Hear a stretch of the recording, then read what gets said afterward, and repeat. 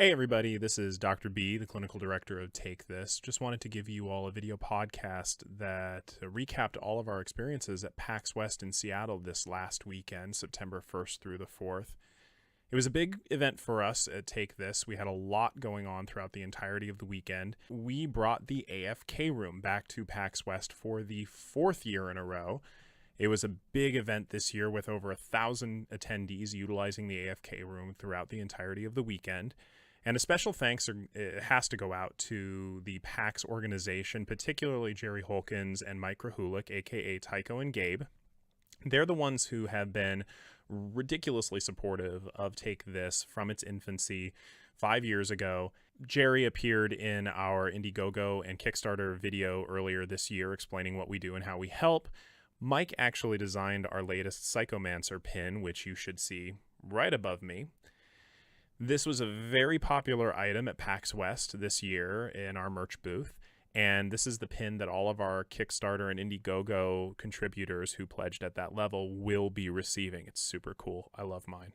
In addition to the AFK room, we had 3 panels going on at PAX West this year. The first was a new panel for us, You're Gonna Make It After All, Getting Into Games. Like many of our panels, it's filled with industry professionals telling us about their experiences getting into the games industry. None of them are coders, and how they've overcome some of the stresses that go along with being in the games industry in particular. We also brought back our popular panel, It's Dangerous to Go Alone. In this one, we had some very, very poignant and heartfelt stories from our panelists shared about their experiences working in the games industry and struggling with mental health challenges. I wasn't personally there for that, but I heard it was very powerful and quite moving.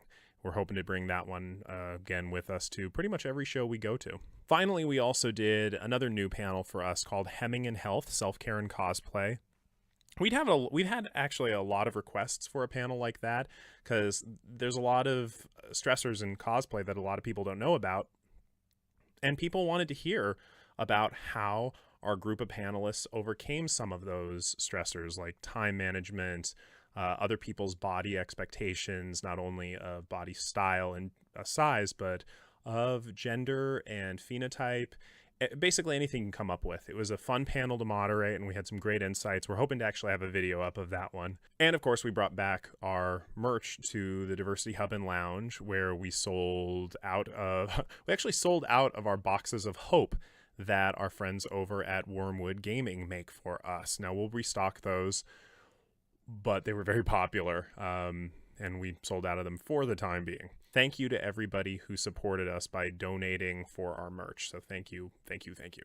Keeps the lights on. We've already mentioned the PAX organization, but we also want to give a special shout out to all the enforcers. You guys are the best, bar none.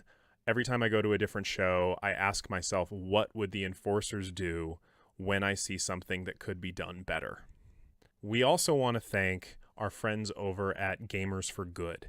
Gamers for Good is a wonderful organization whose whole purpose is to put gamers in touch with charitable giving opportunities. And thanks to the generosity of their audience, we were awarded a $10,000 donation. So many thank yous to them. We also want to say thank you to the 4 ladies over at What's Good Games. If you haven't been checking out their podcast and their videos, do yourself a favor, go check them out. One of the ways they supported us was allowing us to crash their very first ever What's Good Games panel to present our very first ever Dr. Mark Award.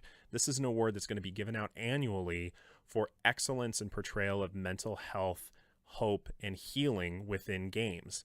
Dr. Mark Klein was our first clinical director, my predecessor, and one of our 3 founders at Take This. Now, we couldn't do the work we do without the foundation that he laid down, so it's only appropriate that we named this award after him because he's done a lot for the games industry to promote healing and health. So that's what the award's all about.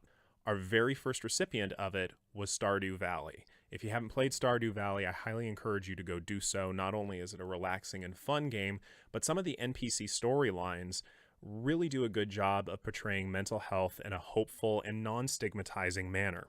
Eric Baroni, the creator of Stardew Valley, was on hand to accept the award, and the award itself was created and manufactured by our good friends over at Wormwood Gaming, who make our Hope Shields that I mentioned earlier. One more thanks we're going to give is to a partnership we had that wasn't at PAX but was going on concurrently with PAX, and that's to Wired Productions and their game The Town of Light. For the last several weeks, up until September 6th, anybody who purchased The Town of Light, we would receive 25% of the profits from that game. Thank you so much for supporting the effort they put into that game, and thanks for supporting our mission in the process. So that's everything we were up to at PAX West. Thanks for taking the time to hang out with us if you came to visit us. Thanks for taking the time to use the AFK room. We wouldn't be there if there wasn't a need.